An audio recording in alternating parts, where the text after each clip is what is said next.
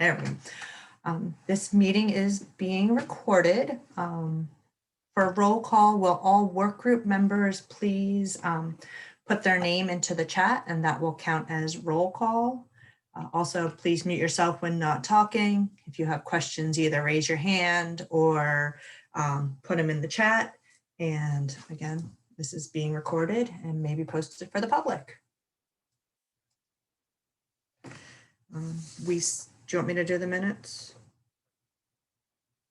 Sorry, yes, approval of minutes. Approval of minutes. We sent out the minutes on Friday. I hope you had a few minutes to review.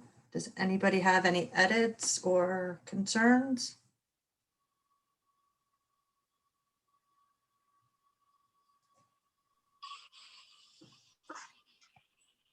Hearing none. Hearing none.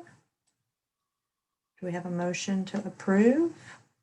I move to approve the minutes. Second? I second. This is Steve. All in favor? Aye. Aye. And Aye. any oppose? Any abstain? Abstentions? All right, the minutes are passed and will be posted. Perfect. So our meeting goals, our objectives for tonight. We'd love to confirm the scope and goals for the group, confirm support for the lawsuit settlement as a starting point. And thank you for everyone that did the survey. We'll be talking about that today as well. Discuss governor's recommended budget and items related to the settlement just came out. If we got a chance to read that, and determine if the Reading Consortium should support proposed legislation, which is the emails sent from Kelly and myself this past weekend. So we're going on the record today. This next one, Chuck. Okay, I think there might have been a couple words refined on this since last time, so make sure you're taking a real good look at it. As for the scope, let me move everybody's picture out of the way on my screen. We want to be a watchdog. Before it said the watchdog, but we know that there are several, there's a whole watch pack on this, right? Be a watchdog for how the state and General Assembly implement the actions outlined in the settlement. Ensure that the consortium, the big consortium, not just this committee, is responding appropriately to the settlement implementation. To be a subject matter, it says the subject matter on the settlement for the Reading Consortium. Yes, the subject matter expert for the consortium, and create recommendations to proceed and implement the actions outlined in the settlement.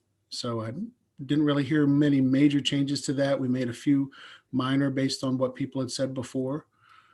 Next slide, please. We have goals, I believe. Yep. We want to offer guidance or influence decisions. We want to challenge the General Assembly, the state, the governor's office, whoever, to use the settlement as a floor and push for further change. And I've seen a few good things so far we'll talk about in the further slides, and connect the settlement to systemic and equitable change. And that's going to be a really hard, complex goal. But I think, I mean, the settlement itself it's in writing, and there may be some nuance or interpretation one way or another. But really, I think what the settlement tried to do was get us towards some kind of a larger change toward equity. Next.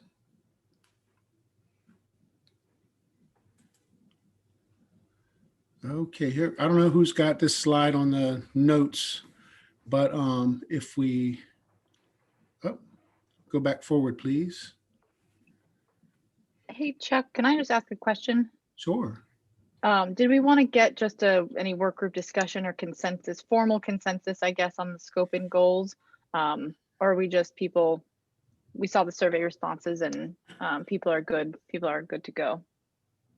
We can actually address the scope now before going to Dwayne, who will be the settlement questions we might have. So with the scope, we did have, for those of you that did the survey, we appreciate you. We thank you.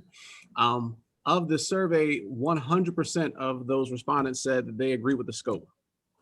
The reason we do that is because we want to make sure, hey, we get the information. We can also share it with you at these meetings and also move things along. Should we take a motion then, if there's any discussion about the scope before taking a motion for us to accept that? Any discussion or questions about the scope?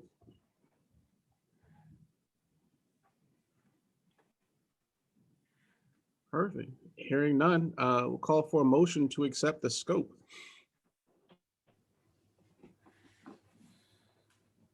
Can co-chairs make those motions in this group? I move that we accept the scope of the, as presented. This is Tika, I second. All in favor? Aye. Aye. Aye. Thumbs up. Perfect. Any opposed? Any abstention? All right.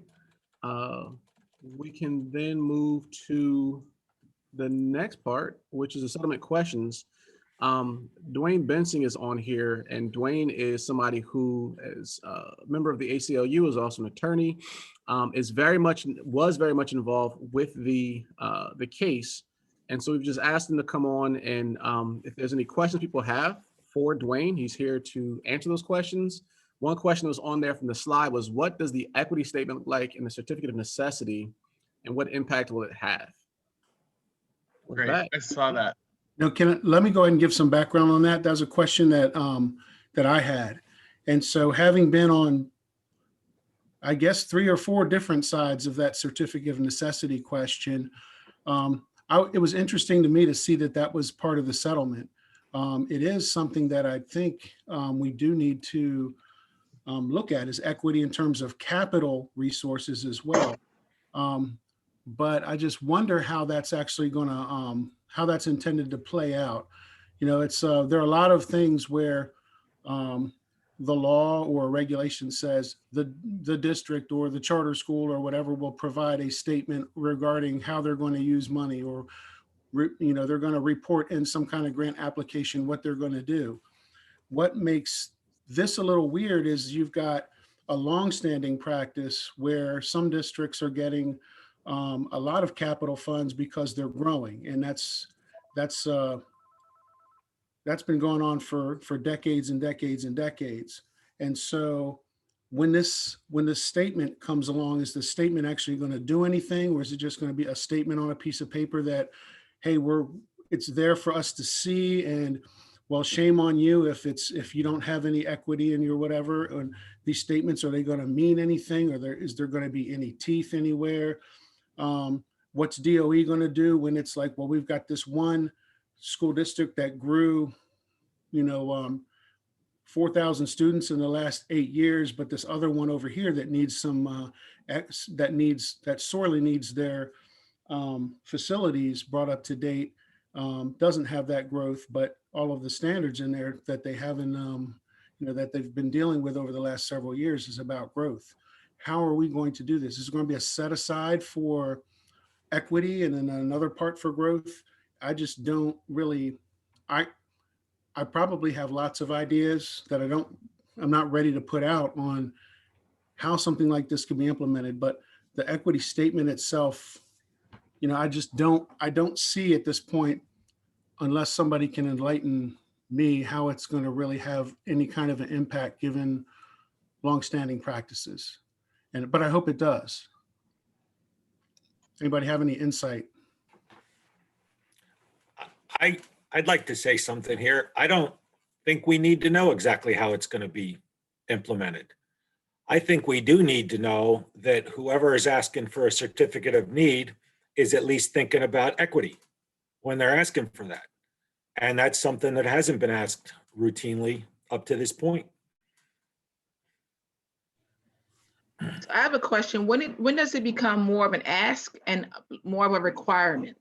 Right? So it's not a nice thing if you can do it, but this is I think it needs to have some teeth in it. I agree with 100%. We have 4 districts in Newcastle County. Each district has gone to referendum for new construction, gotten a certificate of need. Each district has built schools in the suburbs, and city residents who aren't getting into those schools are paying extra taxes as a result of those successful referendum efforts for capital projects. So, you know, if we're not asking equity questions about this, what should we be asking equity questions about? Oh, I don't disagree that we should ask them, but I think we should be taking equity actions as well, not just asking for a statement. That's where I'm coming from, Senator. I didn't mean to imply that we shouldn't ask the question. I'm sorry.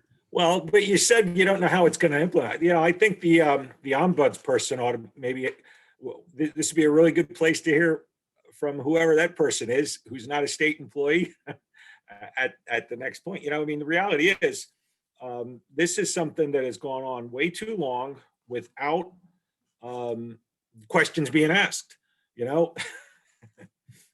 Perfect. So, and also wanted to have Dwayne chime in.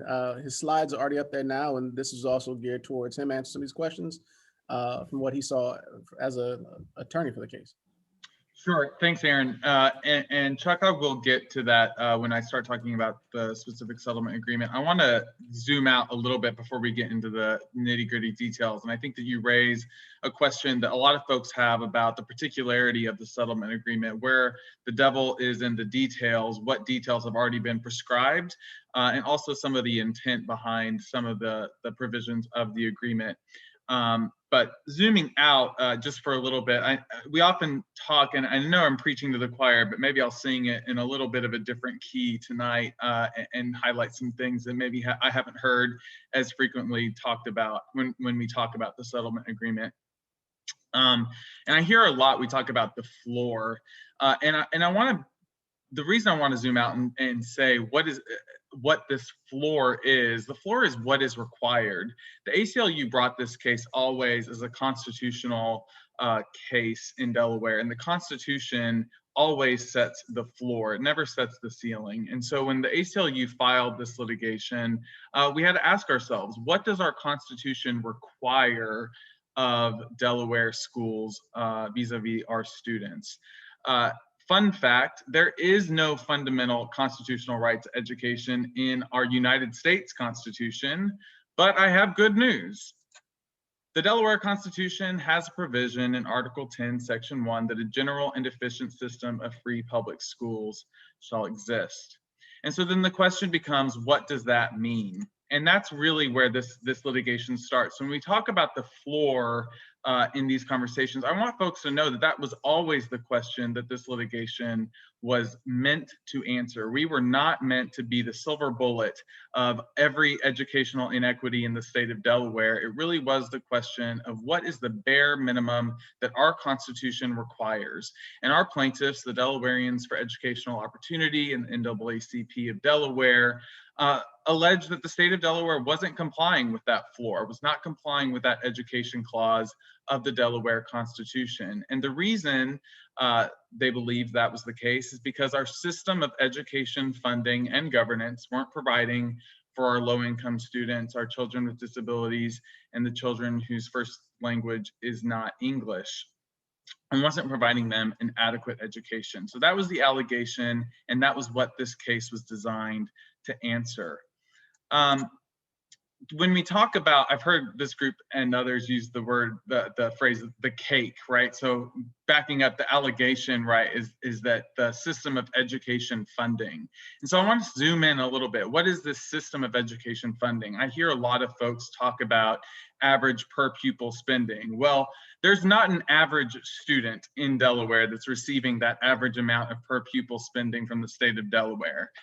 We have K-3 students that receive about 8,200. These are estimates. I have an asterisk and small print on that. I'm a lawyer and I try to be careful about things like this, but I'm using these estimates to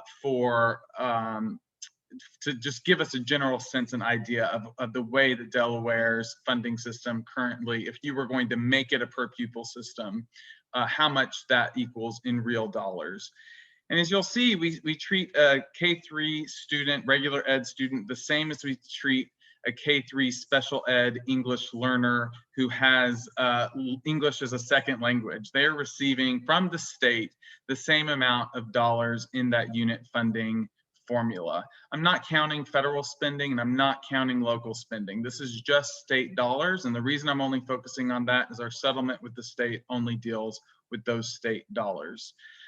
you'll see that regular ed 412, grades 4 through 12 gets a little bit less than that, about I estimate 6,600.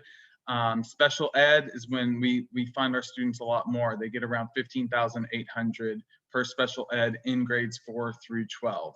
This is just to give you that idea, breaking us away a little bit from that average per pupil spending by the state, and giving a little bit more clarity that there are in the state code right now at least 3 levels of funding based on whether a student is K3, 412, or special ed.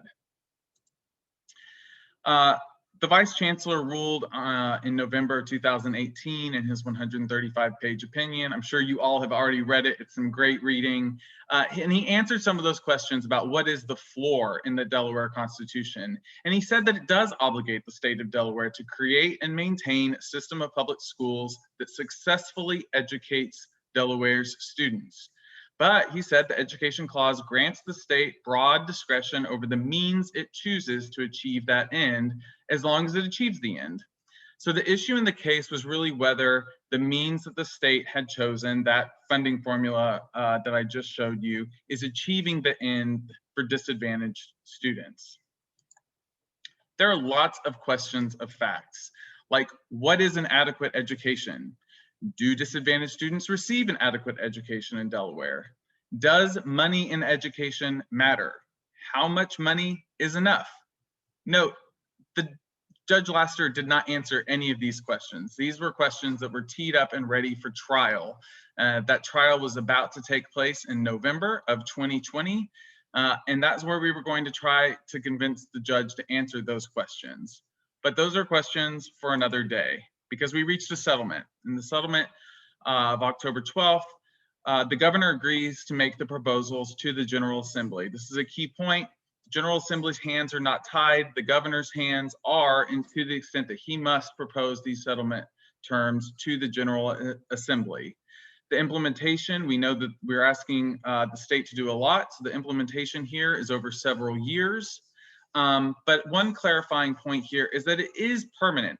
The plaintiffs in the case may reinstate this action at any point in the future where the General Assembly does not pass appropriations that substantially comply with the purposes of the settlement agreement. So there's no ratcheting down from this floor. The floor is what it is, and the plaintiffs can bring the suit forward at a future date if the state of Delaware in 2027 says, you know, we didn't like that too much, forget it, disadvantaged students, you're not getting any more money. We're going to go back to what we had in 2018.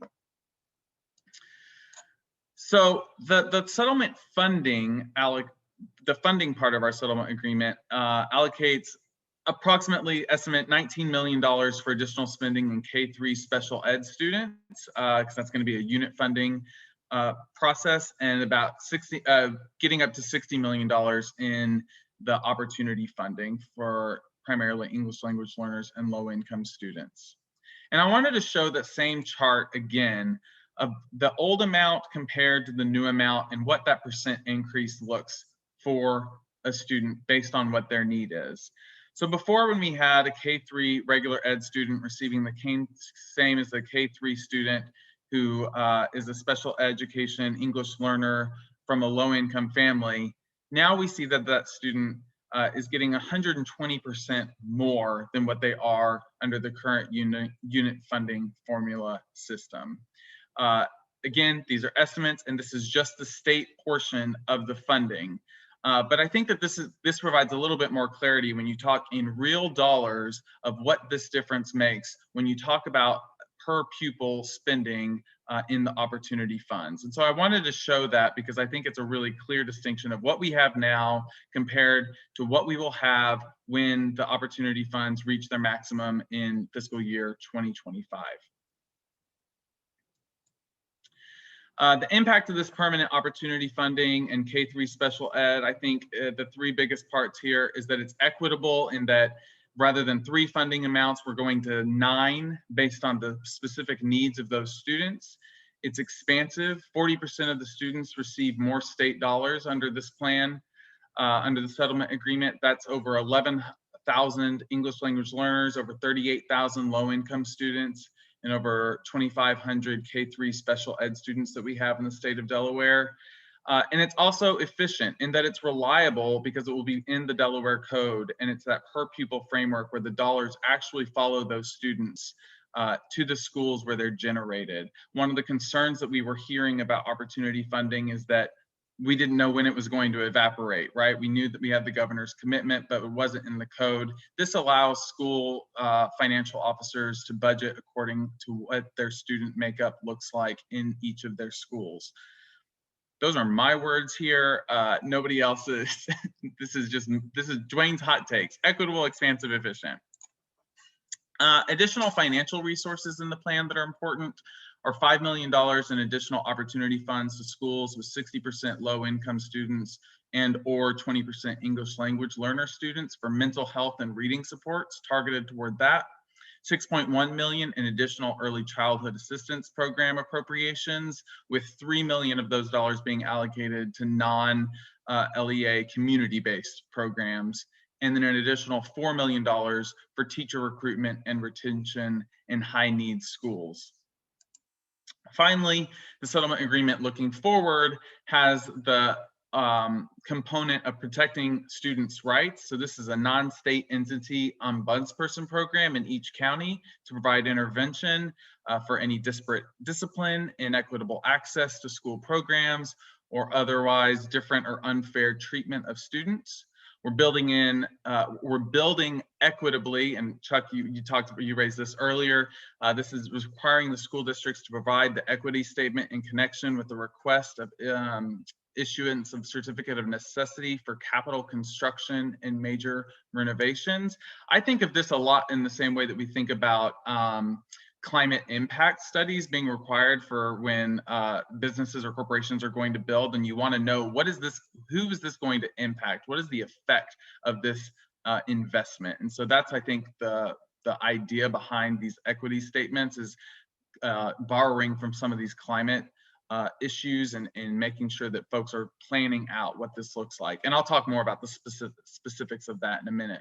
And then the final looking forward piece is the independent assessment. This is a non-state entity organization that will consider the total funding levels, the mechanisms for raising and distributing the revenue at the state and local level, and then make recommendations. Obviously, the state can ignore those recommendations, but it's going to be another data point that advocates such as yourselves are going to have to know, where does Delaware stand and where can we do better? So that's all the looking forward stuff that I think is exciting about the settlement agreement. Since the first question we had was about the actual equity statements, I just want to highlight what the equity statements require, and they shall identify the demographic information such as the race, low income status, English language learner of the students who are expected to attend the new school or use the new facility or benefit from it, and how the capital project impacts the equitable distributions of new and renovated buildings throughout the school district. And so, really it makes school districts required to think this through when they're going to build a new building or add on to a building, any new facility.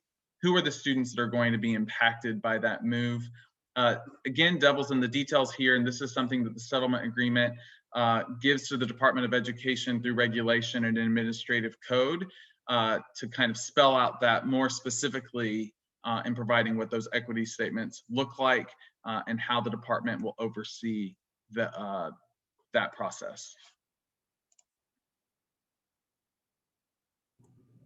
So that is what I had as prepared remarks, and Aaron really wanted me to just answer questions. So let me do that because I just set the stage. You did much better than some of the people you discussed before last night.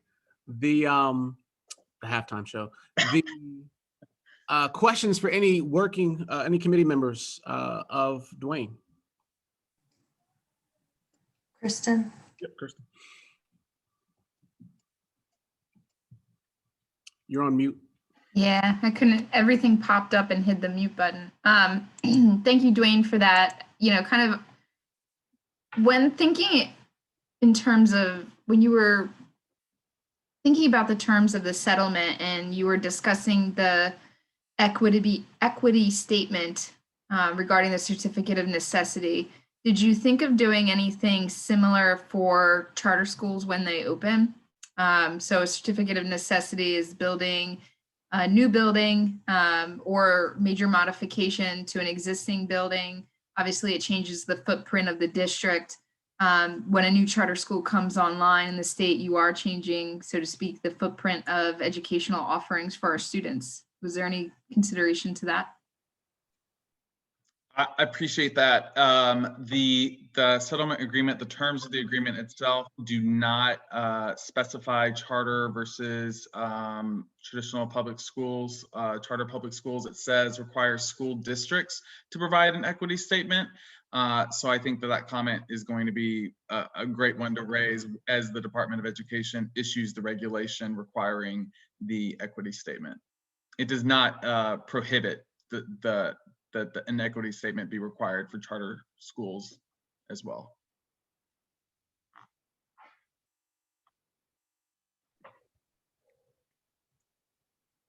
Go for it, Gary. Sure. Thanks, Aaron. Thanks for the presentation, Dwayne. It was really helpful.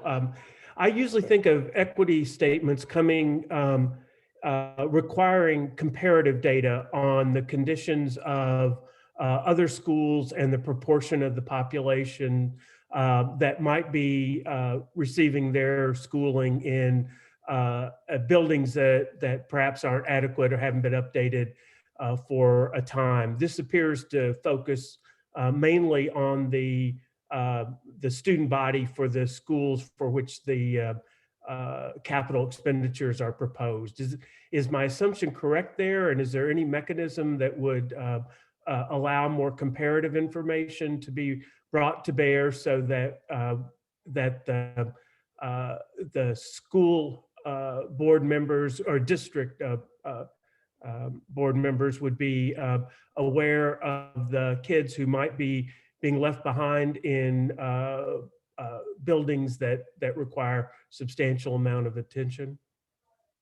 Yes, Dean Henry, I think that's precisely the intent behind these equity statements, is not only who is benefiting from the rebuilding or the new addition, but also how that new project will impact the equitable distribution more broadly throughout the school district. And so I think that comparative analysis is certainly the intent behind what these equity statements should be including.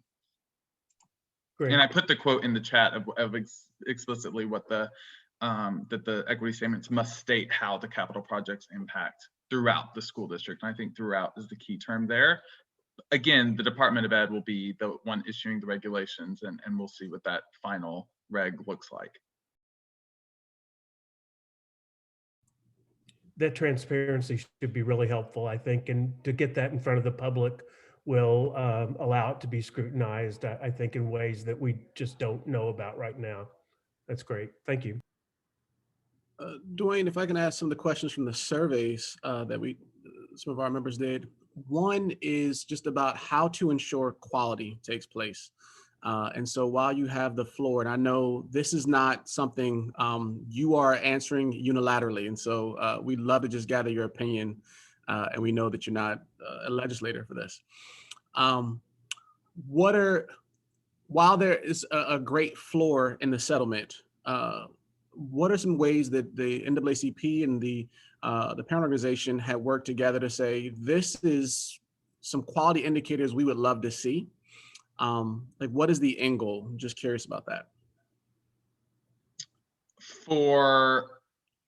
I think the floor, the Constitution, unless it gets amended, right, says what it says. And the open questions, I think, are for us, at this point, the ball's back in our court to determine whether the outcomes of our students are reaching what we believe our Constitution promises. And so this is a pivot point, an opportunity for the state to allocate its resources to see what happens when we start equitably funding or more equitably funding our students, and see how that impacts the outcomes. I think it's going to take a while. Right now we're in the middle of this pandemic. And so I think that a lot of the measures that we rely upon to know whether our students are achieving at the levels that we want aren't as clear as we might hope that they would be. And so I think it's really hard to answer what that 2024, 2025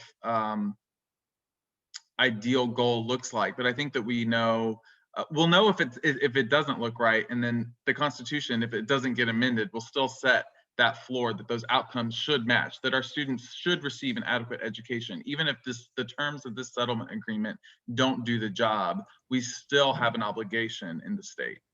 So just pushing on that idea about an adequate education, and this is just your opinion of it, so I just want to preface it. The funding is one part, and then the quality. A lot of our members thought about the quality, saying, hey, money is required, but tell me what are the outcomes we should be looking at. And so outcomes could be that it's state assessments, outcomes could be that it's graduation rates, outcomes could be that there is something intangible about quality of life that we should be looking at. And so just advice that you might have for the committee as we think about what some of the goals were, the tangible, so the financial pieces, we got those. What are some of those intangible pieces that you were looking at or the groups were looking at when they started this case? And I know Shannon has a follow-up question too. Not so much a question, but a comment on a discussion that happened with the Delawareans for Education Opportunities, because I'm a member of that as well. So I could potentially provide some insight on that. But go, Dwayne. No, go, please, Shannon, please. I think that you're exactly the right person. Sure. So I know we had discussions and it was kind of decided that in consultation with the attorneys that we didn't want to bake in those specifics, but the conversations were definitely around, what outcome are we looking for, right? So we talked about there being parity among achievement levels, right? Not just comparing Black students to Black students, but Black students to all students, right? So that the bar is raised for the expectation that the bar will be raised for all students.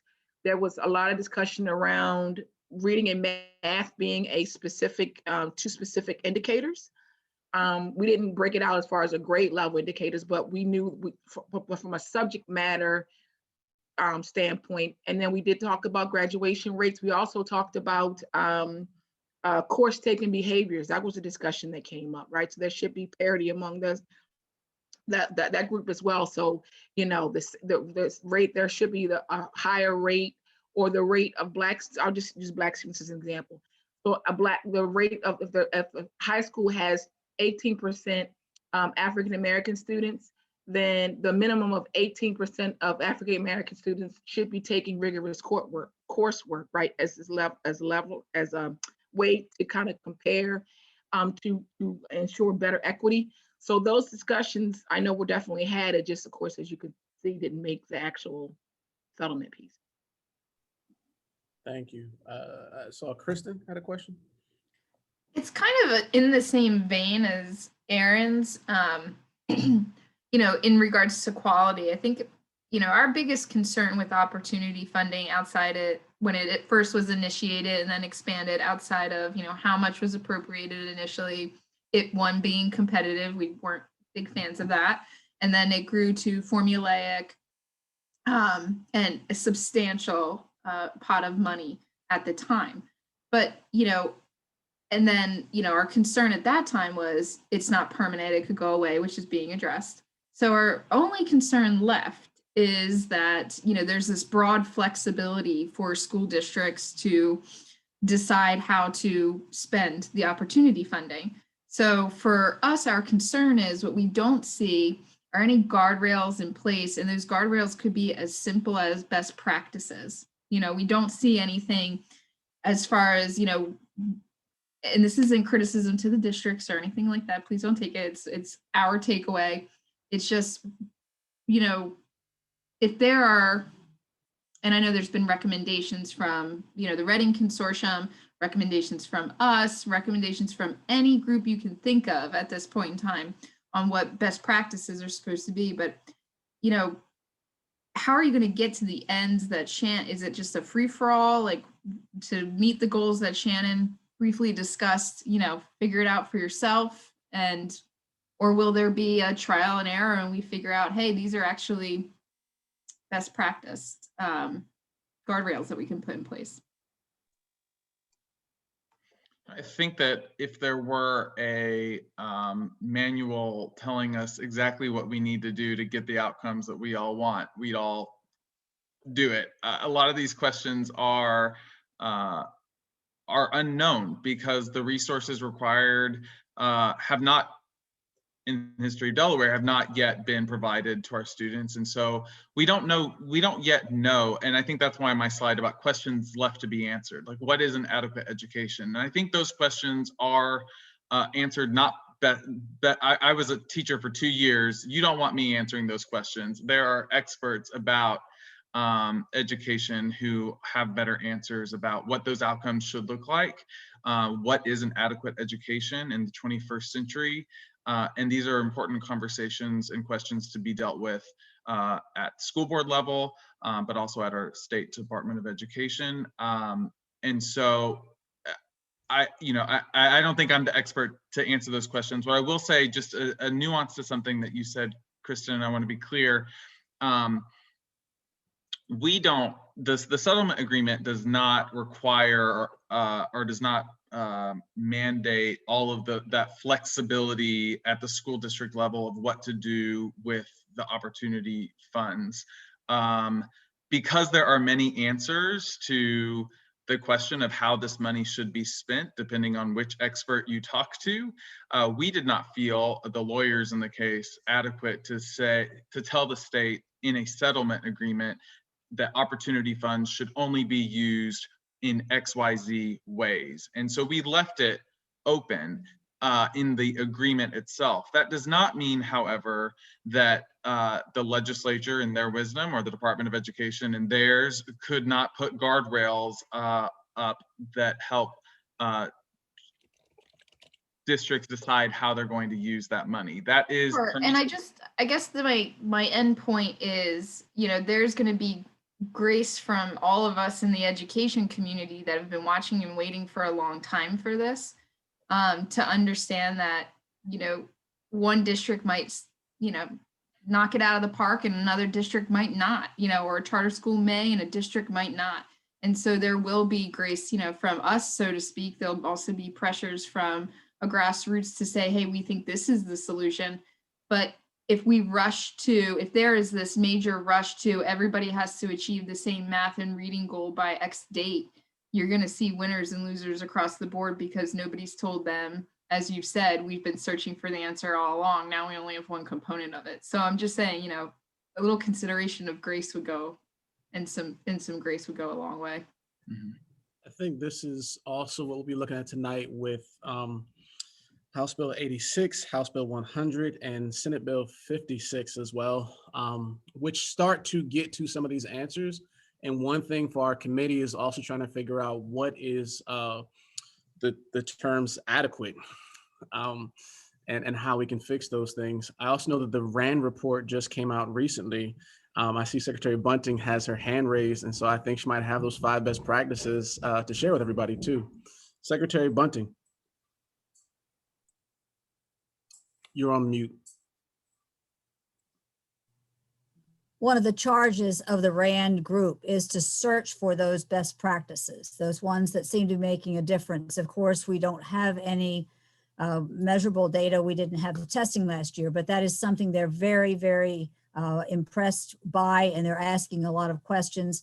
And right now I'm in the middle of the mid-year conferences with superintendents. And again, they're asking that type of thing, gathering information mid-year, end of year, so that they can compile that list, just as Kristen is asking. So that will be coming from that outside company that's looking at all that we're doing with our opportunity funding. We look forward to it. And we'll be sharing that. I think we already shared it with members. If not, we'll be sharing the link in your homework. Lots of questions there, so I look forward to coming back with that. And I also think it's worth all of our group. We saw the same thing in our surveys about just what we think how it should look, how it should respond, how we should be measuring these things, and just giving our guidance and advice to the Department of Education, and then also to the legislature as they look at the settlement. Any other questions for Dwayne before we start moving on? And I'm looking for raised hands. If not, I also know there was a question in the chat earlier about just how this, I know part of the settlement is about ECAP. And so there's an increase from 6.1 to 12.2. The data you had for students with special needs from kindergarten through 12th grade, do you have any of that for kids ages 3 and 4? That is in the code as well. I don't have it in front of me. I could do some of that math. You don't want lawyers doing math though, but if you did, I could try to look into that. But our settlement did not touch, other than the ECAP additional $6.1 million, we did not touch pre-K otherwise or expand special education to include the pre-K requirement. Thanks. Dwayne, I see Dan's hand up. I just want to say this. Thanks for that chart that you put in there where you have the original, you've calculated a figure for dollars per student and then what it's going to look like at the end. And thanks for your reference to the cake as well.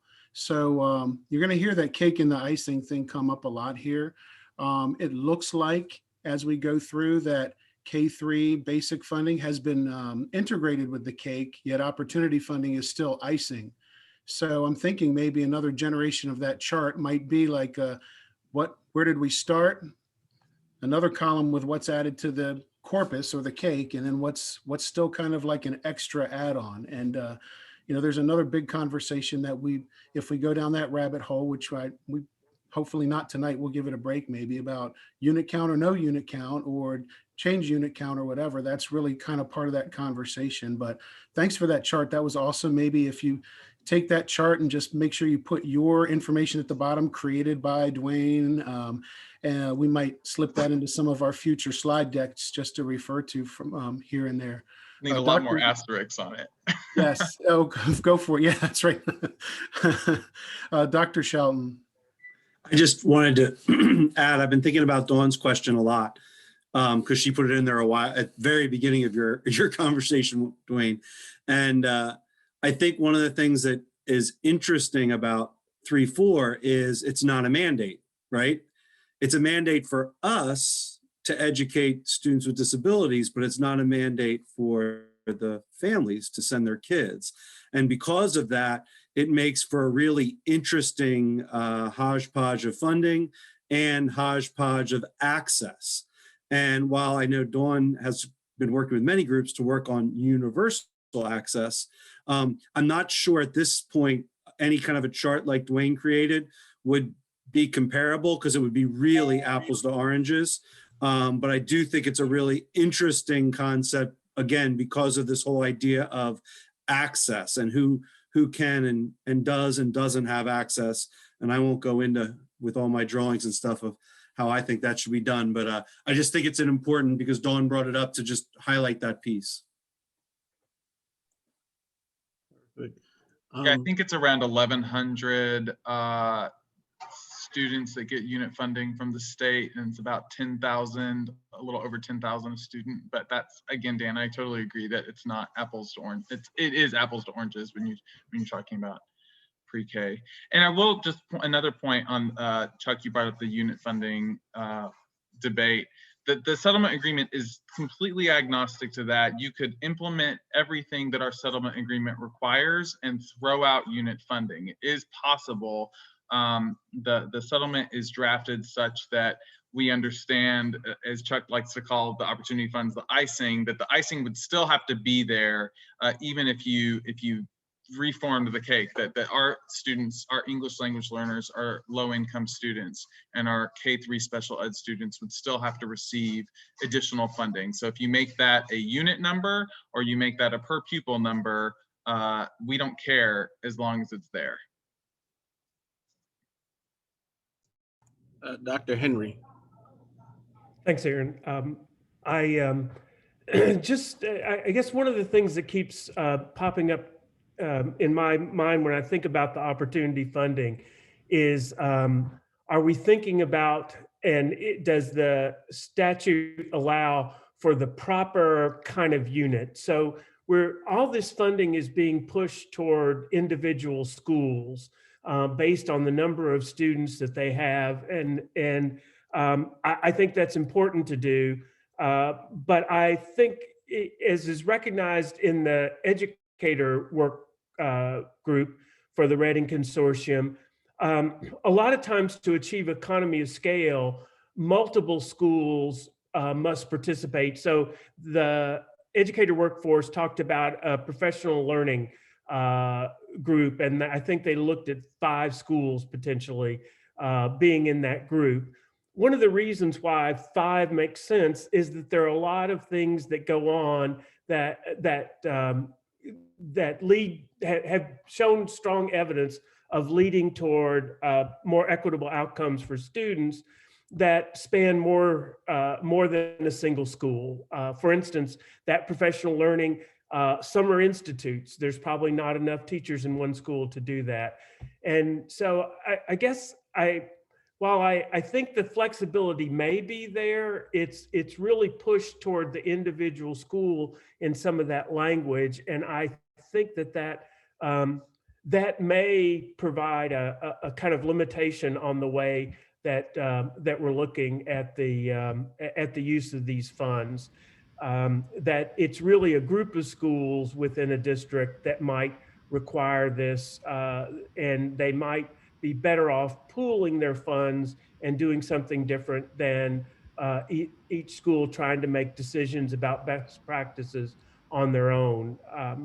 So that's one point. And I did some work over the weekend because the points that were made about unit funding versus weighted per pupil funding, and Kristen made some of those in our last meeting. And fundamentally, you can get to the same solution in either with the unit funding or the weighted per pupil funding.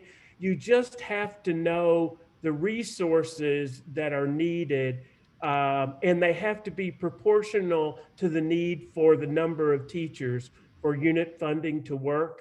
And I think that's possibly where the solution begins to break down, is that if your needs for speech and pathology services, other kinds of special education services, if your needs for an enhanced curriculum for social emotional learning in some schools are different than would be driven by the proportion of teachers, that's where this becomes either super complex because you have to deal with every category of student needs, or it moves you toward a per pupil weighting versus a unit system. And I satisfied myself you could get there, but not unless you could specify how the units relate to the number of teachers that are required. So I don't know if that's helpful at all, but I found it helpful to myself to kind of start thinking through this. It's a much more transparent system moving to a weighted per pupil funding, and provides much more flexibility in how those funds are being spent based on the needs of the specific students in the weighted per pupil funding. So my 2 cents worth on that. Dean Henry, thank you. I appreciate the first point. I'll stay agnostic on the second, but I might agree with you in private. But on the first point of school districts or that money being linked to the schools, the settlement does permit a school board to allocate the funds differently. And I will say that we did look at how opportunity funds had been used by school districts traditionally through the reports at the Department of Ed, and we're encouraged that school districts were going to be able to make the kinds of investments necessary to either spread resources across schools when there's not enough resources for a single individual school that receives those funds. But the settlement does permit school districts to pool those funds and have like a shared, a shared teacher or something like that. But the school board, if the school board chooses to do that, they have to do it through an open, transparent process saying this is why we're going to take some of the funds that would otherwise be used at a specific school site and use it in a more creative way. Dwayne, I think it's a really important point you make that it permits it. The question is, and I can't speak to Delaware at all, but around the country, most districts are very reticent to treat one group of schools differently than they treat another group of schools, and create two classes or types of schools within a district. So except for things like the zones in that we see in Springfield, Massachusetts, or Memphis, Tennessee, where they set up a specific mechanism in order to do that, it hasn't been done very often in practice. We're seeing it being done more and more through that, but it's in Delaware, with the size of the districts and the way they're arranged, it's very difficult to envision a single district able to set up a group of schools that has a sufficient number of schools with these that meet the criteria for the proportion of students in order to effectively allocate it to that group of schools, that the pool of money would be sufficient for that. So I totally get the possible. It's always, generally most states, it's possible to do that. It's just very difficult for a school board and a superintendent to make that decision to treat 3 or 4 or 5 or 7 of their schools differently than they treat the other schools.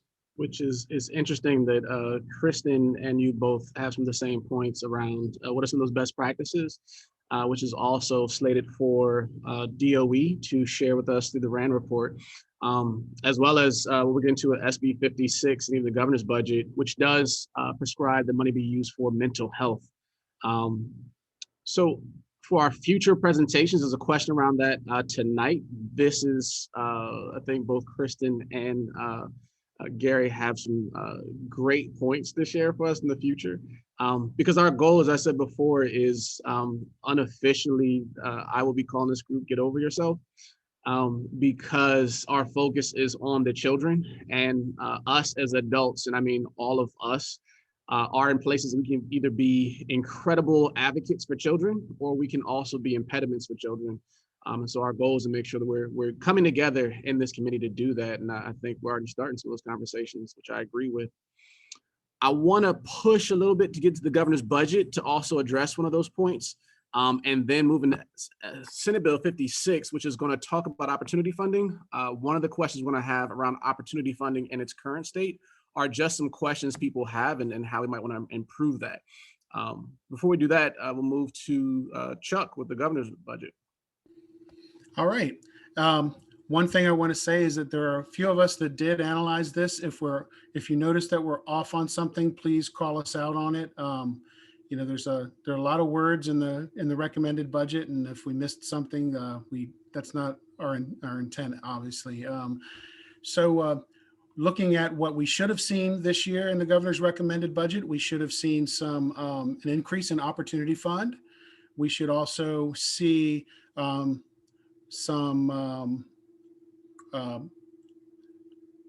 we should see something about the ombudspersons. And what we hope to also see is an accelerated timeline and increased resources. Next slide, please.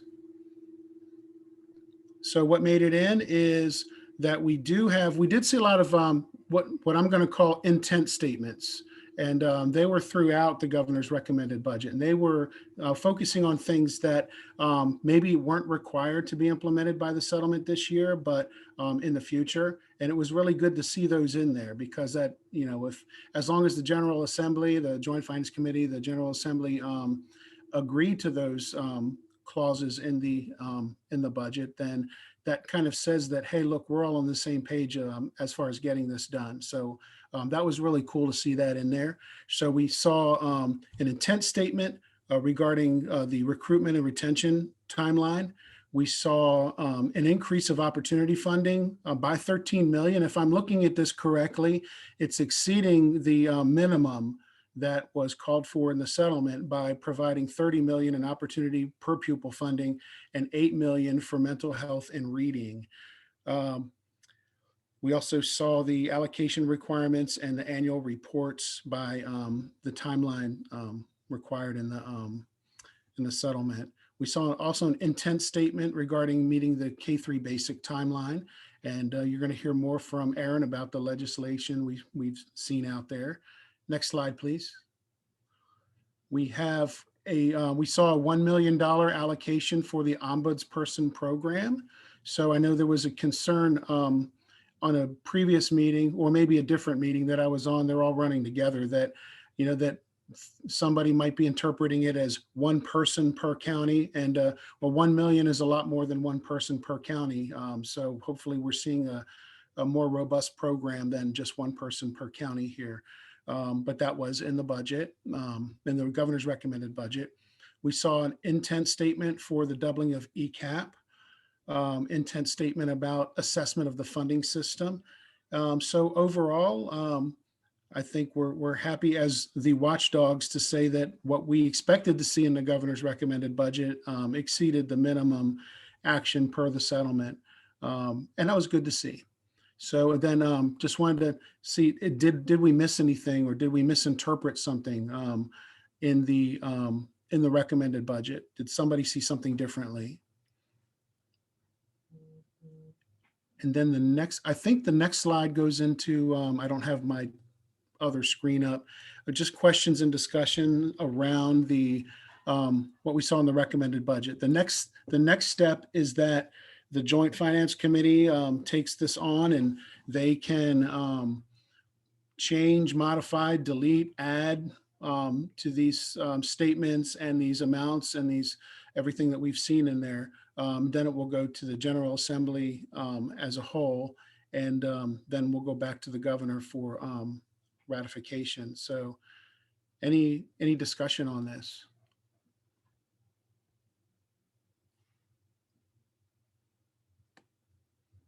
Pretty simple. It is what it is, right? We're happy to see everything that got in there, right? Yep. I'm monitoring the faces and also the chat. Yep. Perfect. Okay, let's move on. Next slide. Yep. So legislation, one of the goals of tonight is to have us discuss the legislation that was sent to you prior. So Senate Bill 56, House Bill 86, and then House Bill 100. Would love to, for our Reading Commission meeting, also want to make sure that we agree to our thoughts on the settlement. So we recommend that to the full commission, and then also our thoughts on this legislation. So we'll start with the legislation. The next slide, Senate Bill 56, which is the opportunity funding. This bill is primary sponsors are Sturgeon, who's the prime sponsor for this, Senator Lockman, and then also Representative Williams and Chicocha. This Senate Bill 56 is about opportunity funding. I'll let you read this, so I don't have to read it to you, but the goal is that this would accelerate what's already been taking place. I'll give you about 20 seconds.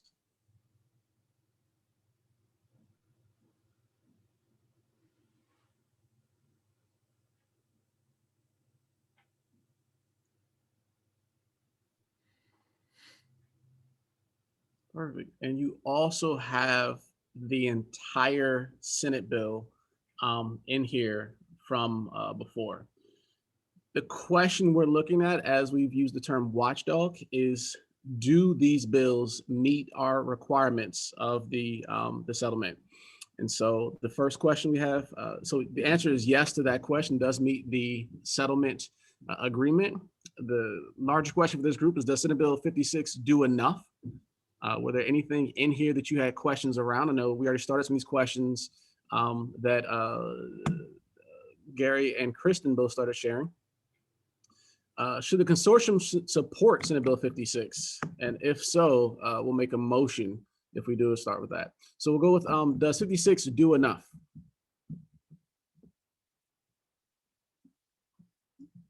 And Shannon is running two different things. So I appreciate you still being there, Shannon.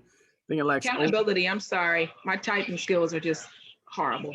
I know you're multitasking now, so I'm thankful. Oversight and accountability, which is also something that was mentioned in the survey. And for, I know for Gary and for Kristen, this is the conversations from before. I'll let you jump in. So Kristen. It's actually a process question for me. My organization that I represent, the Delaware State Education Association, we were quoted in the press release. We've shown support for the program in the past. While we still have concerns with the legislation overall, we obviously want to meet the terms of the settlement. So I just don't know what I should do here, to be quite honest. Well, for us, the question tonight for the committee members is similar to the question around the settlement, which we'll be asking you later, which is saying, do you accept the settlement? Again, that is a floor. We're also taking questions and recommendations to then share with our the writing commission as well. So if there are recommendations you might have about this, that would be great to add in as well. I did see Dr. Bunting. I saw your hand was raised as well. I only wanted to add that there are actually, right now, there are 3 processes in place for evaluating the impact of the opportunity funding. We talked about the RAND group that is asking a lot of questions, collecting a lot of data, and they have a major report due annually for 3 years.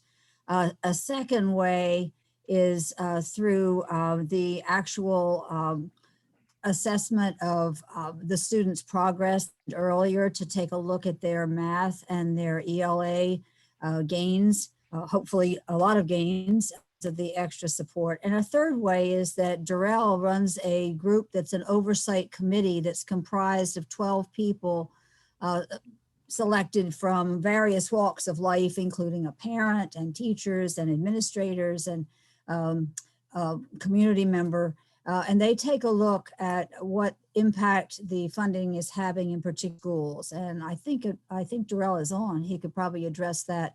That group must meet 6 times a year and submit a report on what they're finding to the legislature. So just to know that there are several ways of assessing how the monies are having impact for students in our state. Superintendent Green, you care to add anything to that statement? Yeah, so the Opportunity Fund Oversight Committee, I run a group, I like the way that sounds, is basically really looking at ways and means to get to, I think, what Dr. Henry was alluding to, and I think of a couple other concerns that people have raised just regarding best practices. I think Kristen actually raised the issue as well, just in terms of how do we know it's working?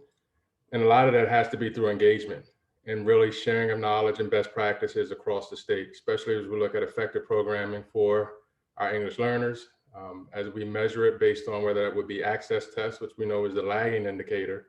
What are the inputs that districts are using to get the desired outcomes, and how can we share that best practice to mobilize resources, to consolidate resources and use them more effectively? Obviously, I think the pandemic has brought forth a whole host, a number of challenges. But I think there are a lot of mechanisms, especially as we talk about English learners, for example, the work that's actually happening with the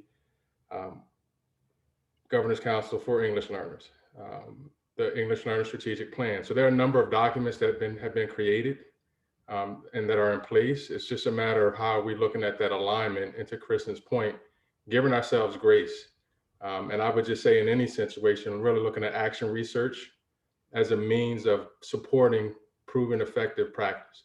I think too often when we look at studies, we don't necessarily provide adequate professional development while teachers are actually practicing. You know, a summer workshop or summer institute is fine, but how are we looking at focus walks, walkthroughs, consistent mechanisms to inform practice in real time? So the overarching goal that we've established for the Opportunity Fund Committee was really looking at that qualitative aspect. As we know, we have quantitative measures, again, based on adequate yearly progress, assessments. Are we using consistent assessments? You know, how are folks using formative assessments to actually look at progress monitoring? And is that an opportunity where we can collaboratively and share resources across the state. So that's kind of the genesis of where we are as a committee, and really looking at and identifying best practices across the state, leveraging what RAND has just released as part of our guidance to ensure that we're actually identifying those proven best practices, and then relying on our IHEs and others for some knowledge and expertise as it relates to professional growth and learning. Perfect. Senator Sokola, you're on mute. Senator, you're on mute.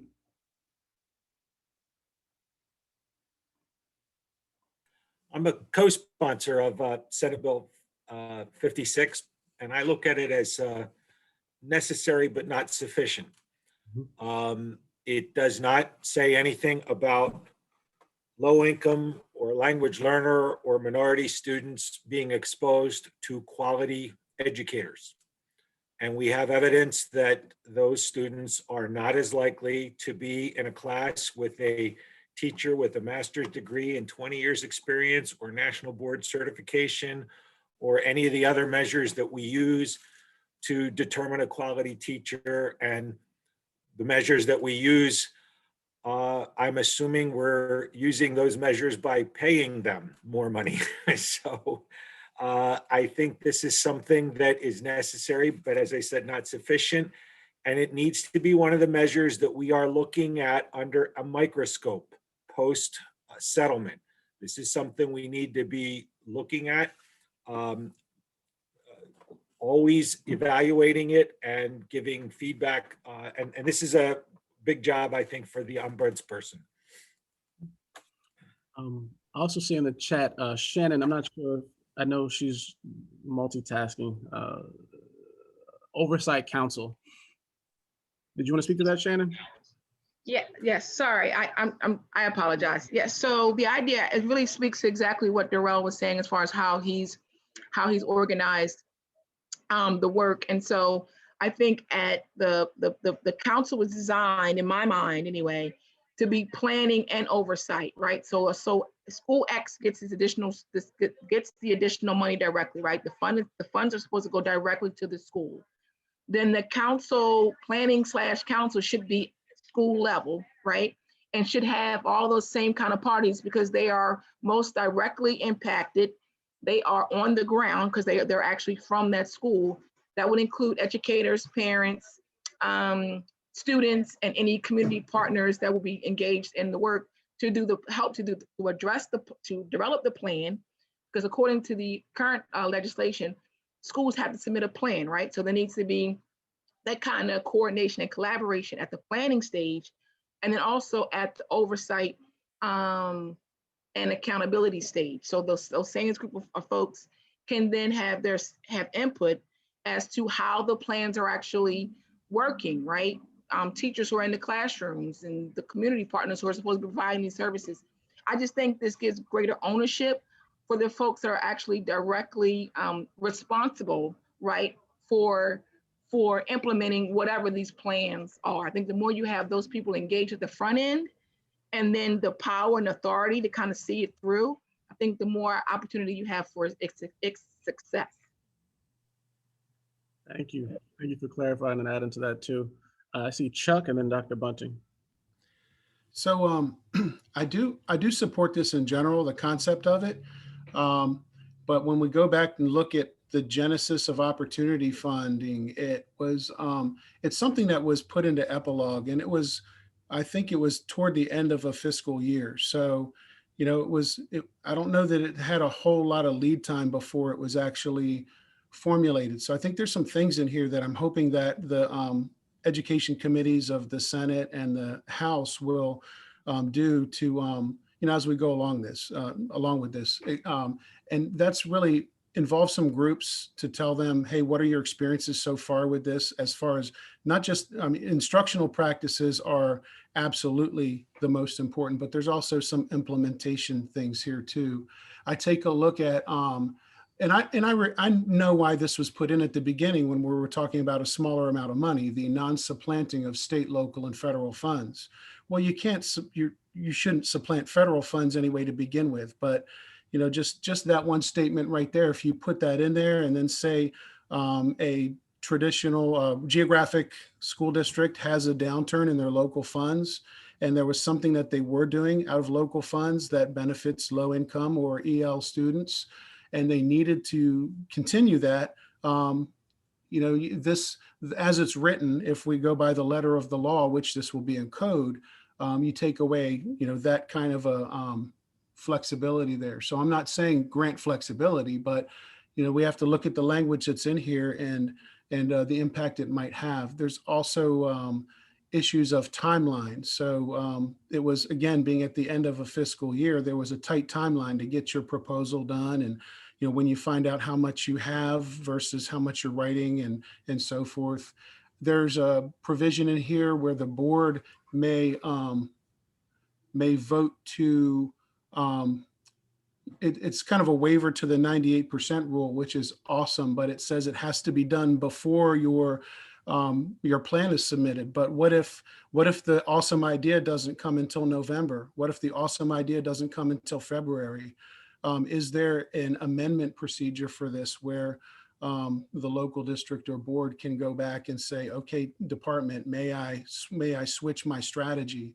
The awesome ideas don't all show up in June. So in general, I support this, and it's absolutely needed. But I think that maybe the committees of the House and Senate can do some more exploration as far as the nuts and bolts of it. And I know I'm always the one to dig into the nuts and bolts of it, but that's kind of in this process where I end up living. And when the instructional people want to get something done, I really hate to say, I would love to help you, but I can't because the law says this. I see. So Secretary Bunting, and then we'll have Gary, and then we'll have Darrell. I wanted to ask that the superintendents are highly involved in this planning process, and the people at a district level, the plans will come in there, and those superintendents are held responsible for the progress of those kids. So there's an oversight. I know Shannon was asking about that. There is a unified effort at a district or an LEA level to make sure that we're targeting the right things or the desired things for students. Your idea of committees is an interesting one. And so that could happen at either the district level or the school level. But the superintendent is going to ultimately have responsibility for how those funds are invested. Gary? Thanks very much, Aaron. So I would want to second the opinion that Senator Sokola offered, that this is necessary and important, but not fully adequate the way it's conceived of right now. In my view, this creates the same kind of analogy that we've been looking at in discussing with the icing and the cake.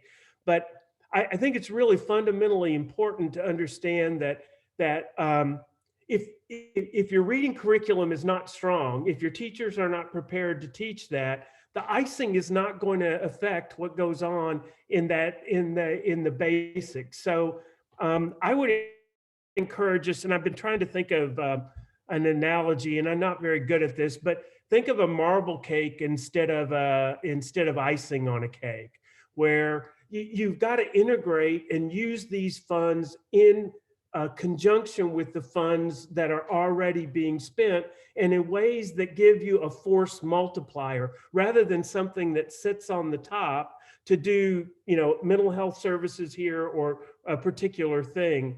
And so I feel that this moves the ball in the right direction without a doubt. But the next step is probably to take a more integrated approach to school funding that lets us get at questions such as Senator Sokola was raising about how do we get the most effective teachers possible into the schools with the greatest percentage of low income and English learners in those schools. So I guess I'm endorsing this as a movement forward that we can achieve in this legislative session, but I would be hesitant personally to endorse this as the solution, because I think it's going to take a more systemic approach to get us to where we need to go. And I think you are, I noticed in the chat that Kristen had the same points that you raised as well in the chat. Darrell Green. No, I was just going to say, we run the risk of just being transactional and thinking that any piece of legislation is going to ultimately solve the end goal. And we just need to be mindful again that this is about building systems and it's transformative work. And it's easy to say we need to recruit and retain, but we also need to retain educators, right? And really looking at the investment for those who are in the system. And so again, just for what it's worth, the bill is a step in the right direction. And again, I would say don't make good the enemy of great and thinking that there's going to be some perfect piece of legislation when in actuality, this is really year 3 for Opportunity Fund. And to your point, Chuck, the first year it was different than it was the second year. So it's evolved over the course of the 3 years. And so as we continue to evolve with it, let's really looking at building out systems that are proven effective for children and not lose sight of, where we are having those impacts and those success stories and how can we replicate or duplicate those efforts, but really being mindful in terms of how we can support our educators with ongoing meaningful professional learning in terms of retaining just as much as we have these conversations about recruitment as well. So I just wanted to add my 2 cents. While I'm not a member, again, I think it is a step in the right direction. So just to synthesize some of the thinking here, one, I know that from Shannon, we talked about accountability, and so having more people involved. I think while to what Secretary Bunting was saying, one, there are there's 3 processes taking place right now, and we need to find those best practices. I think there's also a push to have more supports in place, whether that be formal or informal, great for conversation. For Senate Bill 56, I think also what Senator Sokola said, that this is definitely a start. And one of our pieces here is that this does answer the settlement. At the same time, we do think that it is important to try to figure out how we have the best teachers in place and the best leaders in place to make sure that the children that have the most promise are making it. So with a lot of agreement, as well as noting some of these pushes here, are we fine with agreeing to Senate Bill 56 and then also sharing some of the thoughts and opinions we had as a group? Is there a motion to accept Senate Bill 56? I move to accept Senate Bill 56. Second?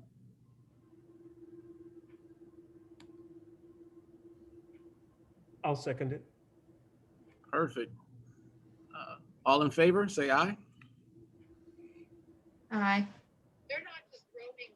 Nay. Not a nay yet. Sorry. Jumped ahead of me. Okay, all those in favor, aye, thank you. Any opposed? Senate Bill 56. Opposed as written. Opposed is written. Okay. And Dr. Henry, was that opposed or was that for? I saw your thumb up. I didn't know which one that was. So it was in support of the of Senate Bill 56. I think there's several places where I'd like to suggest, and maybe I can do this in writing, that amendments may be needed, but I think overall it moves us a step in the right direction. Perfect. So I have 1 not in favor, 1 nay. Any abstention? All right. The ayes have it. We will be supporting this bill. And again, we will also be sharing the recommendations from this group to the Writing Commission, as well as be advocating for additional changes. And we know that one big part of this work is with opportunity funding is that best practices are part of 3 different groups, as well as this group being a watchdog. So we'll be sharing our own quality and how we get to success, as well as other groups as well. So we appreciate you. I do want to move forward to House Bill 86 and want to talk about that. And then because everyone read all of the pre-work, we're going to jump right into it. This is prime sponsor is Kim Williams. Additional sponsors are Senator Poore, Senator Sturgeon, Lockman, Paradis, Senator Sokola, Senator Townsend, and Senator Walsh, Representative Chakosha, Schwarzkopf, Longhurst, Mitchell, Bolden, Bush, Carson, Heffernan, Kowalko, Lynn, Matthews, Ms. Moore, Morrison, Osinsky, Ramon, Michael Smith, and Wilson Anton. And this, the question on the table is, does this meet the settlement requirements? By school year 23-24, funding dedicated to basic special education, as proposed, the legislation does meet the baseline settlement requirements. It does. Because everyone has read through House Bill 86 and focused on K-3 special education. Let's get to this next slide right here, which simply just asks, same questions we had for our Senate bill. Does it do enough? Should the consortium support House Bill 86? And then we'll get into the motion as it is accepted. Again, with if there's, when we do the motion, we'll talk about things we want to improve. We'll put that in and I'll synthesize that. And then we'll also get into how we, if we accept it or not. Kristen, jumping in. I'm a huge fan of this bill. We were at DSEA supporters of the bill before the governor was a supporter of the bill. This bill has been around for several years, 2 sessions, same bill, different sessions. We have been such a strong supporter of it because, you know, there was this time where DSEA and the Department of Education long ago really advocated for duly certified educators in special education. And so that you could have a single approach to mastery rather than, you know, a tandem approach to mastery, which would include someone else in your classroom. And that seemed to work. But then over time, what you saw were more children in each grade coming to school with more needs and being identified either as basic, intense, or complex. And so you had lots of our elementary school teachers finding themselves with a number of children needing accommodations and having only one pair of hands to do it. And, you know, one of the biggest things that we heard from our membership for a long time is that it's just not something that they can maintain for the long term, and that they needed some assistance more robust than RTI to help with that. So we are, you know, very grateful that the folks who were on both sides of the settlement decided that this was a must, that this is necessary. So we're very pleased. I'm happy to support this. Hope we can support this. Yep. I love this bill, everything about it. It accelerates the implementation of the settlement, but I can get behind supporting this as written. I mean, it's to me, it's ready to go. And I'd like to thank all the sponsors and everybody who supported this process for getting it where it is today.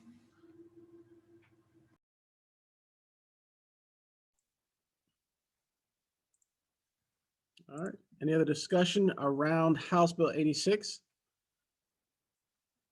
Wow. Gary. I think the bill's moving us in the right direction again.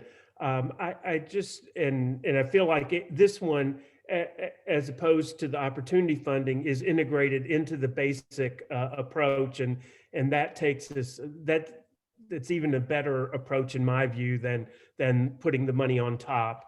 The one thing that I view these years as incredibly important because other states who support greater funding in these early years are often able to get children the specialists they need, and they often are able to move out of the special education grouping because they have their learning differences dealt with appropriately in these early grades, when it's sometimes easier to do that. I just wondered if there's a fiscal note with this yet, and if we know how much funding there's going to be here, because I view expediting this to the numbers that are in the third year as critically important, and would like to see it advance as quickly as possible. We do not have the fiscal note here, although I'm sure if Senator Sokola or anybody else wants to speak on that, they're more than welcome. I don't have the number right in front of me, but there was a fiscal note on it last session. It has to be really close. If you go back and look at the 150th, the fiscal note there has to be really close. Okay, I'll go back and take a look, Dr. Shelton. Tika, then Chuck. Thanks. From a family advocate side, we are also very happy to support this bill. Similar to what Kristen said, we've been looking at something like this for a really long time. Also, in conjunction with special education and mention of the ombudsman through SESBAC, which is the Special Education Strategic Action Plan Council for the state, we also are requesting that the ombudsman have knowledge of special education law, because oftentimes that comes into play with disproportionality and discipline.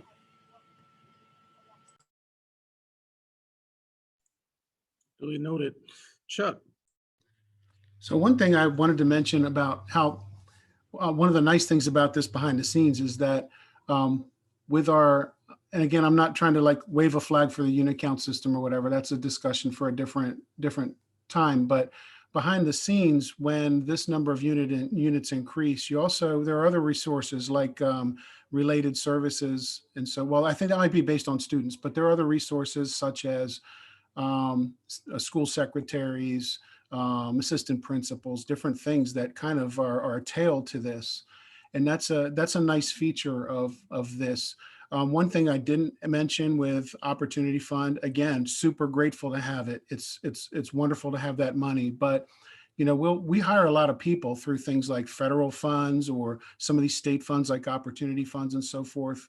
We don't get additional secretaries. We don't get additional nurses or additional assistant principals to help with evaluating the educators and mentoring and all that when we buy people out of cash versus units. So it's just something I thought of when I looked at this. There are just so many things I like about the way that this bill was done that it reminded me about that point with when we received cash blocks to hire people.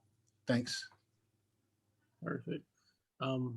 While not mentioned here, I do know that, is another hand up? Okay, not mentioned here, I agree with the bill. I did want to say that how we assess children, especially looking at basic education for kindergartners, I think some of how we assess it tend to miss a lot of children. And so while this is not about the actual bill, I do think that the quality check of how we are setting up IEPs, complex tends to be an easier diagnosis in kindergarten than looking at basic classification. So just another push there, but not against this bill at all. I like how the bill's written. Senator Sokola, one of our co-sponsors. Yeah, I just looked up the fiscal note from last year's bill, and the first year implementation was 1.8 million state share, 689,000 local share, and then it goes up by more than 3 million each of the next 3 years to the final of 12.7 million in 23 and 3 million at the local level. I don't know if it's exactly the same as the last one. I didn't get a chance to review that, but any discussion of this bill, you really have to take your hat off to Kim Williams and Nicole Poor, who've worked on special ed funding for quite some time. And I really am pleased to support this bill. So with that, is there a motion from the work group to recommend the consortium to support this bill? So moved. Second. Is there a second? I second. This is Tika. Perfect. All in favor? Aye. Aye. Aye. Any committee members that are opposed to it? Any nays?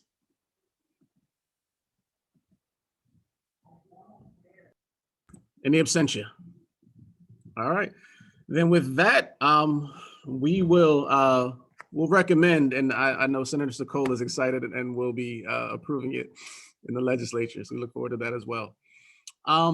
Last one is HB 100. Quick synopsis is already there. Some requirements. Just to be clear, this bill is not of direct relevance to the settlement, and so it's not a part of the settlement committee. We think it's a part of the settlement committee. It does, however, aim to address the lack of mental health supports, partially in line with the settlement's goals. And so we felt like this was something we wanted to bring to our group's attention as it does approach what we've been talking about. I wanted to have, if Kristen Dwyer wants to give any comment about House Bill 100 to our group. So House Bill 100 came to DSEA by way of Representative Longhurst. 2 years ago, she approached us wanting to address this issue via legislation. And so what we did was convene a number of professionals that work in and out of our schools and with different state agencies, including the department, as well as DHSS and the governor's office. And, you know, obviously this is a very personnel centered issue. You can't, you know, you can't sit them in front of a webinar or something and hope that their mental health improves in some way, shape, or form. It actually takes people to build connections and who have been certified, licensed, educated in order to address kids who may be struggling with their mental well-being. So what we ultimately came forward with last session was House Bill 100, and it creates a new unit of funding that would, for every 250 students, a district could hire either a school counselor, a school social worker, or a licensed clinical social worker. And for every 700, I believe 700, a district could employ a school psychologist. And in this iteration of the bill, they could also choose to hire a licensed mental health therapist. The bill this year also includes language that allows for districts to contract out school psychologists until such time they are no longer a shortage area, certification shortage area with the Department of Education. And one of the biggest pieces of feedback that we got from the bill, public and from the folks within the school system, is that it doesn't address middle school and high schools. So the bill this session includes direction for the Department of Education to develop a strategic plan to expand this out into middle and high schools. And the intent there is that it won't look exactly, you know, for middle and high schools won't look exactly like it does in House Bill 100. It would obviously be shaped to meet the needs of high schoolers and middle schoolers. I mean, quite frankly, we are understaffed in this area in our schools, even with the increase in funding that has been appropriated by the governor over the years. I think what districts have found is that in terms of school psychologists and school social workers, it's been difficult to find folks to fill those roles. I think it's, you know, it sends a message to current practitioners out in the private for potential practitioners that, you know, if they want to go and enter into this field, there will be a job waiting for them at the end of the day. I also just want to say that, you know, a lot of pressure is placed on our teachers day in and day out, not only to just to be the instructional leads, but then also to take care of the social and emotional aspects of our children. And quite frankly, they can't do it alone anymore. They found that sometimes the trauma that students come to school with is outside of their capabilities, and have often found that when they try to refer a student for help, it goes unmet. We strongly believe in this bill, and we did some public polling over the last couple of years, and out of a sample size of about 5,000 statewide, almost 90% of those polled said that this was necessary in the schools, especially now in times of COVID, when the children will be returning back to our classrooms, having experienced a year at home in some very, very difficult situations up and down our state. That's the big thing about this bill, is that it's not just geared to low income schools like what we find in the in the budget over the last couple of years, as well as in the opportunity funding legislation. This is funding for all schools, all elementary schools across the state, because what we've learned about mental illness is that it knows no demographic. It just looks a lot differently in one area from to the next. So I'm happy to answer any questions. Well, and before we get to that point, I'm remiss, I did not mention this bill. Prime sponsor is Senator Longhurst, and then we have for our additional sponsors, Senator Pinckney, Gay, Lockman, McBride, Sokola, Sturgeon, Townsend, and Representatives Briggs, Kings, Bush, Dukes, Heffernan, Lambert, Moore, Morrison, Osienski, Schwarzkopf, Smith, and Williams. I think we have 50 co-sponsors altogether. I think we're just missing 12 of the General Assembly members. Perfect. Chuck, I saw your hand up. Thanks. I like this one. Can definitely get behind it. It's doing a lot of really good things for kids, I believe. There are some of these services that I know some districts are providing, many, if not all, and at least maybe not to this extent, which is needed, but to some extent. And they're patching together different sources here and there, including contracting and stuff.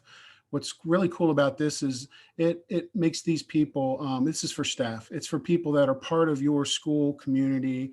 They're part of your, they're integrated in with your teachers, you know, they're part of the faculty, and that's great. What I don't see that I'd like to see is that these units will be considered Division I units, so that they would accrue toward administrator and clerical support and so forth, and that they would also come with Division II and Division III, which is money for, we don't necessarily need the energy money, that would be nice, but all other costs, because these folks do have supply and materials needs. And Division III is the equalization, which comes with all kinds of other units. So it would be great if Division II and Division III came with it and they were part of Division I. That's just my comment. But if this were to pass as is, I would say thank you and roll on and go with the program. But really, again, the more staff we add to a school without the supports that go around supporting that staff, you know, it stresses the system. This is a good thing. I'd support it, but would like to you know, have folks consider those other things. Thanks. Adding that to our notes to synthesize as well. Any other conversation about House Bill 100? I do want to note that as of right now, we do not have the support of the governor's office on this. And I don't believe that the department, last session, they did not come out one way or the other on the bill. So that's our biggest hurdle.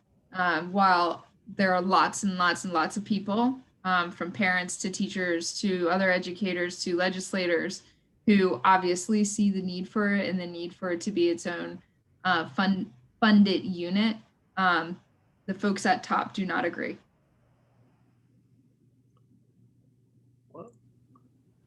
Now, I've seen firsthand the wonderful things that a school social worker can do. And so just the kind of resources that this brings would be an amazing addition. Well, we can actually make a motion here. The one thing I would say is that, while my dog is barking, how we also look at how we're measuring social health is also something we should be looking at as we look at quality, not an adjustment for this bill, but a conversation about having with some other people as well. Is there a motion to accept this bill? To support this bill, excuse me. I move we recommend the Reading Consortium support this bill. Is there a second? Second. Second would be Kristen. All in favor? Aye.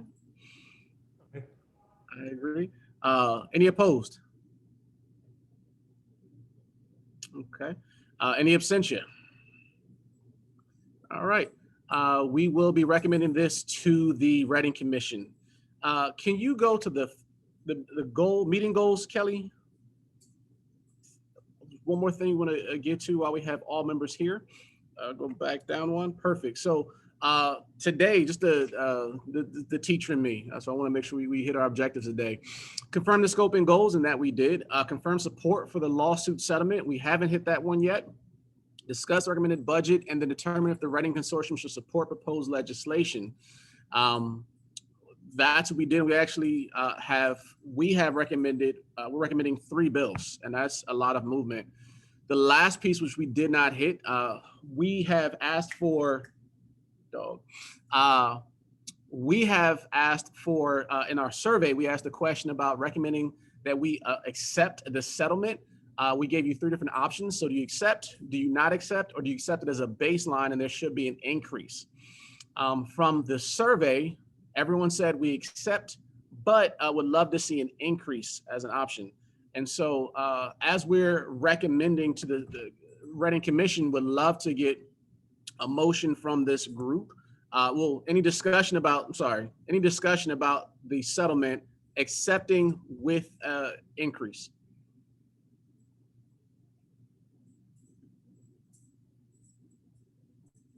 I'll take your silence as we all agree. And we're so glad we do surveys. We also can get that information in advance. And we're also hearing the voice of Senator Sokola in our heads of we can do a lot more. So I'm with that. With that being said, just to make sure we close out with our group, motion to recommend to the Reading Commission that we accept the settlement, as well as push for increasing and see that as a baseline. Is there a motion?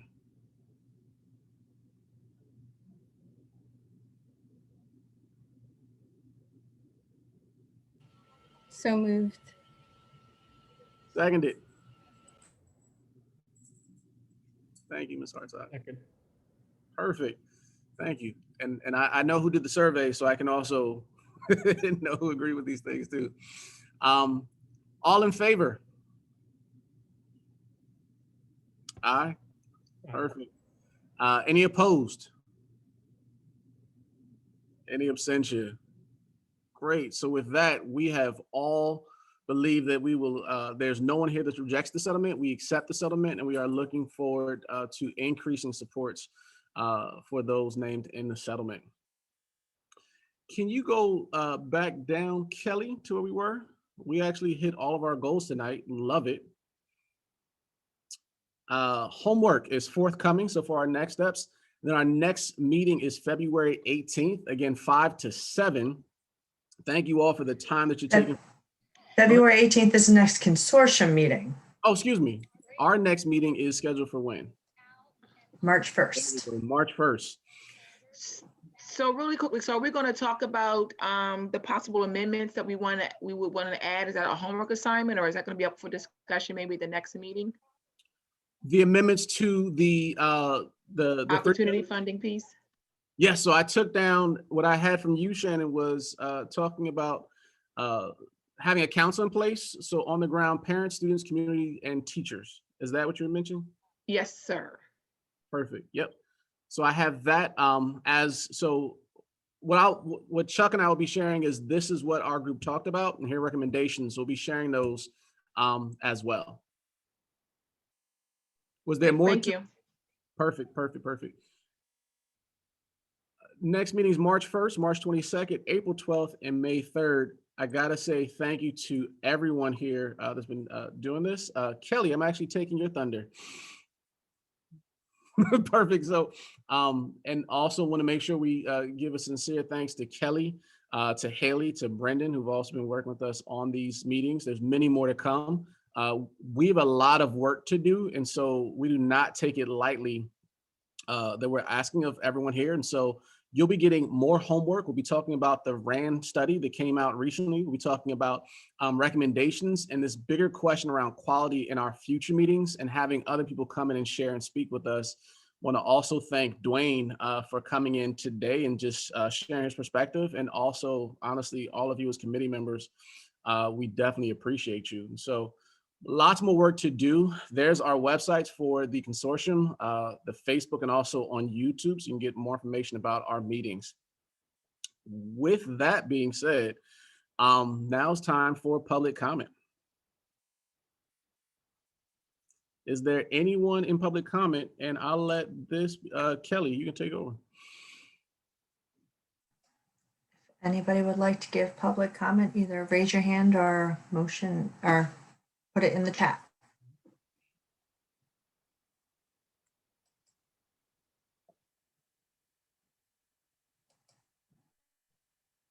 Wow. All right. All right. Then with that, hey, everyone have a wonderful, wonderful night. Have a great week. We appreciate you. Good night. Thanks. Good night.